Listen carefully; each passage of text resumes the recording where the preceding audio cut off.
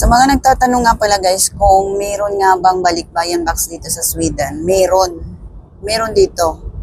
So kahit saang banda ka sa Sweden, pwede ka magpadala niyan kasi kukunin nila guys, pipick upin nila.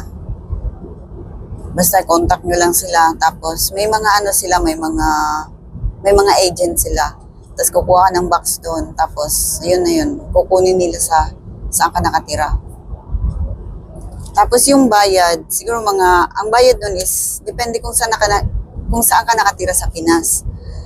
Mayroong tag 1,300 to 1,500, ganun. Siguro yung mga island, medyo mahal na yun. Mga 1,500 siya. Ewan ko guys, kung magkano na ngayon. Basta, last na akong nagpadala, 1,300, ganun. Yung box na yun guys, depende sa'yo kung ano ilalagay mo doon. Kasi hindi na nila pipick upin, pupunuin mo lang siya. Ganon.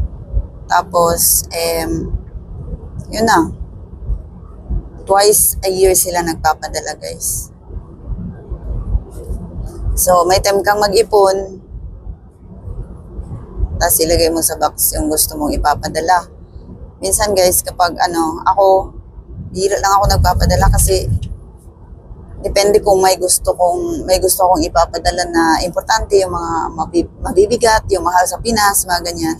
Pero pag mga damit-damit lang kasi guys, alam mo naman sa Pinas ang dami-dami ding okay doon na mura lang din naman. Tapos makapagpili pa sila kung ano yung gusto nila. So mas maganda na nga pera ipapadala. Minsan, pero may time din talaga na gusto mo magpadala ng box kasi nga kung gusto mong padala ng mga gamit, gano'n. Kasi marami ding mga gamit dito na mahal sa Pinas, kaya ayun, doon ka lamang kung meron kang mga gamit na gusto mong ipapadala sa Pilipinas. Gano'n. Maganda rin dito guys, mamimili ka ng mga second hand na minsan may mga bigay-bigay lang. Or gamit mo mismo, gano'n, na ayaw mo na, tas sayang din itapon, no? Sayang ibenta ng mura. So, ipadala mo na lang sa Pinas. Ganun. Maganda din ang balikbayan box. So, ganun guys. Meron dito sa Sweden. Kahit saan ka nakatira, basta i-contact mo lang yung agent, tapos doon kukuha ka ng box. I-pick upin na nila kung saan ka nakatira.